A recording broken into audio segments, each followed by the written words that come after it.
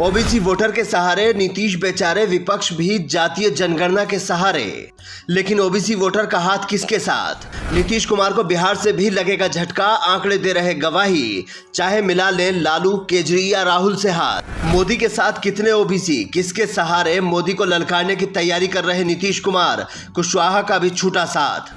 Nitish Kumar OBC voter के सहारे PM Modi को किनारे लगाना चाहते हैं, लेकिन कहते हैं कि हर सपना सच नहीं होता और कुछ सपने ऐसे होते हैं जिन्हें रात में देखकर भूल जाना ही बेहतर होता है।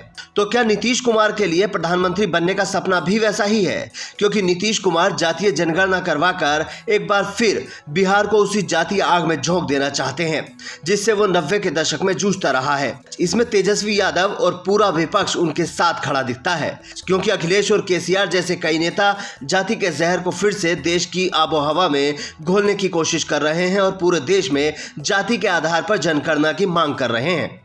लेकिन आंकड़े देखकर इन सब को निराशा होगी कि आखिर ओबीसी वोटर किसके साथ है। हम आपको 2009 में लेकर चलेंगे, फिर बदले ट्रेंड से आप समझ पाएंगे कि जिस पुरवाई को ये नेता तूफान समझ रहे हैं उसकी कमान किसी गुजराती के हाथ में है। CSDS के मुताबिक 2009 के लोकसभा चुनाव में कांग्रेस को 24% ओबीसी वोट मिले, बीजेपी को 22% और बाकी दलों को कुल मिलाकर 43% ओबीसी वोट मिले।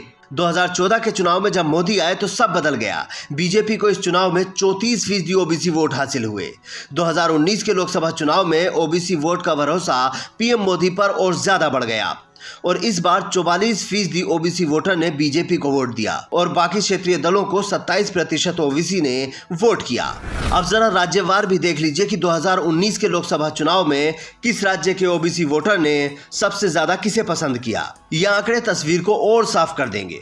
बिहार में बीजेपी को 26% ओबीसी वोट मिला, जबकि जेडीयू को 25% और आरजेडी को 11% लोगों ने वोट किया। लेकिन ये चुनाव जेडीयू ने बीजेपी के साथ मिलकर लड़ा था। यूपी में 61% ओबीसी ने पीएम मोदी के नाम पर वोट दिया और सपा को 14% और बसपा को 15% ओबीसी वोट मिला। पश्चिम बंगाल में बीजेपी को 68% ओबीसी वोट मिला, जबकि टीएमसी को 27% मत हासिल हुए। कर्नाटक में 50% ओबीसी ने बीजेपी को वोट दिया और 13% लोगों ने जेडीएस को वोट दिया। आंकड़े साफ इशारा कर रहे हैं कि हर चुनाव में ओबीसी वोटर का भरोसा पीएम मोदी पर बढ़ा है और लगभग हर राज्य में बढ़ा है। सबसे खास बात यह है कि देश के 3 सबसे बड़े राज्यों में यह आंकड़ा बीजेपी के फेवर में जाता है। यूपी, बिहार और पश्चिम बंगाल में ओबीसी वोटर के बीच पीएम मोदी के आसपास भी कोई नहीं फटकता है। तो नीतीश कुमार किसके दम पर मोदी से टक्कर लेने चले हैं? जितने ओबीसी नीतीश कुमार हैं उतने ही नरेंद्र मोदी भी तो हैं। भारत में करीब 52% आबादी ओबीसी वर्ग से आती है। इसी के सहारे नीतीश कुमार जातीय जनगणना का सहारा लेकर चलना चाहते हैं, लेकिन शायद वो ये भूल रहे हैं कि ये देश जातीय आधार पर चुनाव से बहुत ऊपर उठ चुका है। अगर ऐसा होता तो अखिलेश यादव और मायावती मिलकर भी ना हारते, क्षेत्रीय दल बीजेपी के सामने घुटने न टेकते। बिहार और बंगाल जैसे कई राज्यों में ऐसा ट्रेंड जरूर देखने को मिला है कि ओबीसी वोटर ने विधानसभा चुनाव में तो क्षेत्रीय दलों को पसंद किया, लेकिन लोकसभा चुनाव में वो बीजेपी के साथ ही गए। पूछने पर वो साफ बोलते हैं कि देशभक्ति के मुद्दे पर पीएम मोदी के साथ हैं। रही बात नीतीश कुमार की, तो बिहार में कुर्मी और कुशवाहा वोटर्स के साथ मुस्लिम मतदाताओं के सहारे उनकी पूरी राजनीति चलती है। लेकिन इस बार उपेंद्र कुशवाहा उनसे नाराज होकर बीजेपी में शामिल हो गए हैं, तो उस वर्ग के खिसकने का खतरा भी नीतीश को है।